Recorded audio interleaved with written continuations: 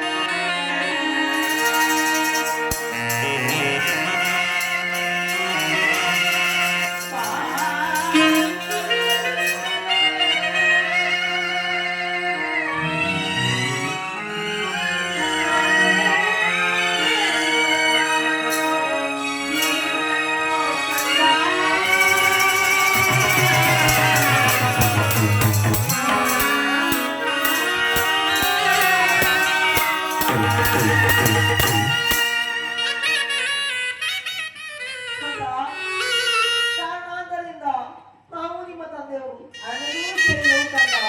ನಮಗೆ ಬಾಯಾರಿಕೆ ಜಾಸ್ತಿ ಆಗಲು ಜಲವನ್ನು ತರಲು ಹೋದ ನಿಮ್ಮ ತಂದೆ ಇನ್ನೂ ಬರಲಿಲ್ಲ ಕಂದ.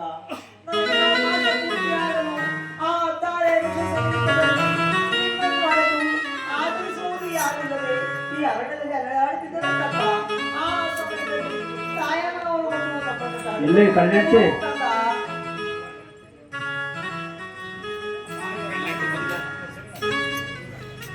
ಅಮ್ಮ ಅಮ್ಮ ನಾವು ಇವರ ಮನೆಗೆ ಬಂದು ಎಷ್ಟು ದಿನಗಳಾಯ್ತು ತಾಯಿ?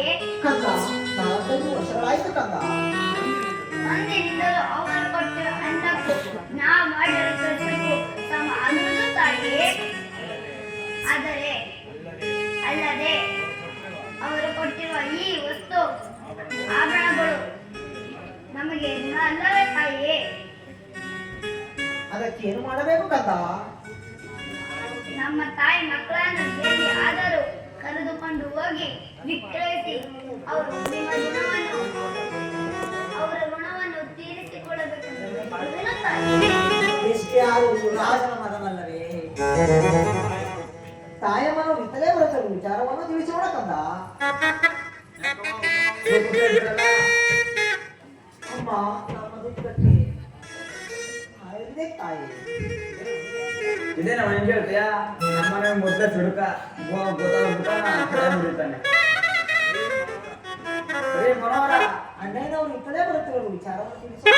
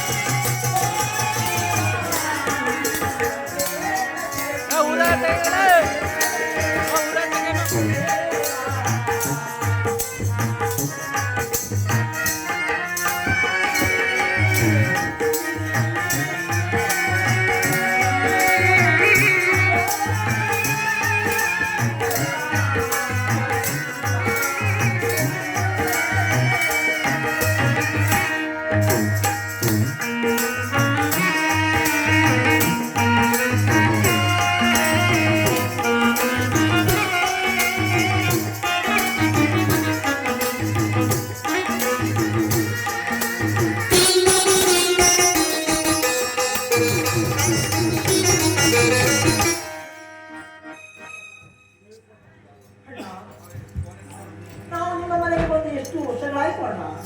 ಏನೊಂದು ಆಟ ಅಣ್ಣ, ಆ ತಿಂಗಳು ನಾವು ಮಾಡುವ ಕೆಲಸಕ್ಕೂ ನೀವು ಕೊಟ್ಟು ಅನ್ನಕ್ಕೂ ಸಮವಾಗಿರುವುದು ಅಣ್ಣ. ಅದೇನೋ ಮಾಡ್ಬೇಕೀಗ.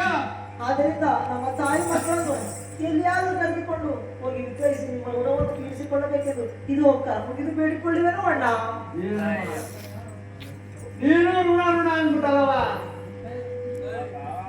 ತಾತ, ಋಣ ಎಂಬ ಗೋಚರವೇ?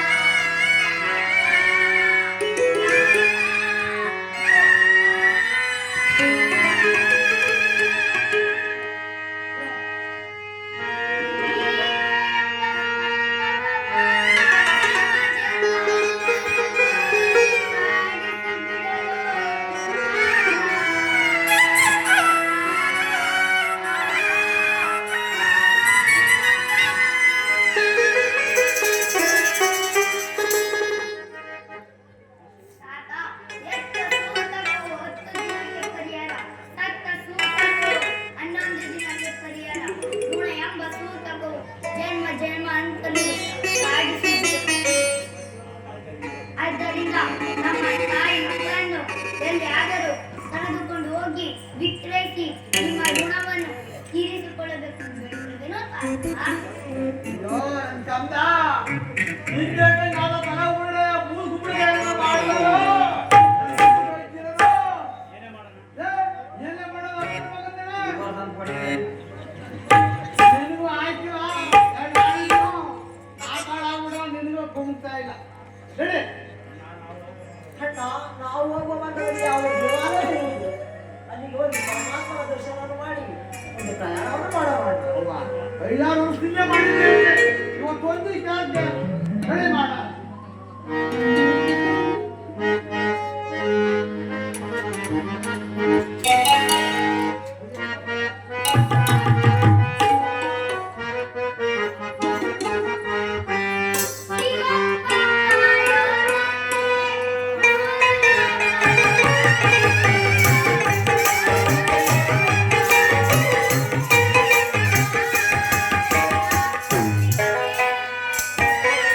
ಶ್ರೀ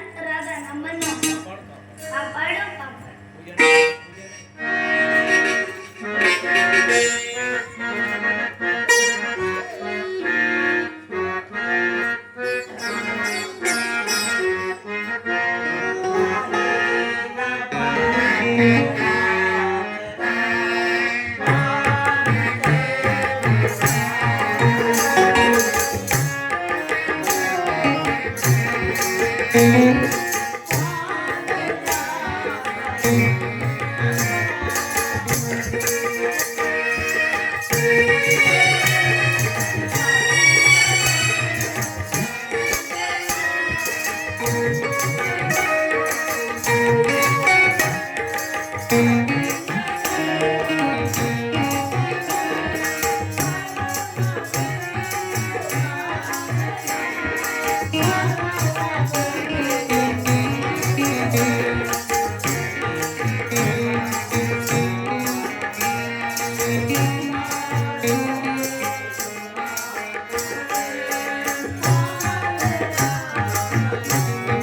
you.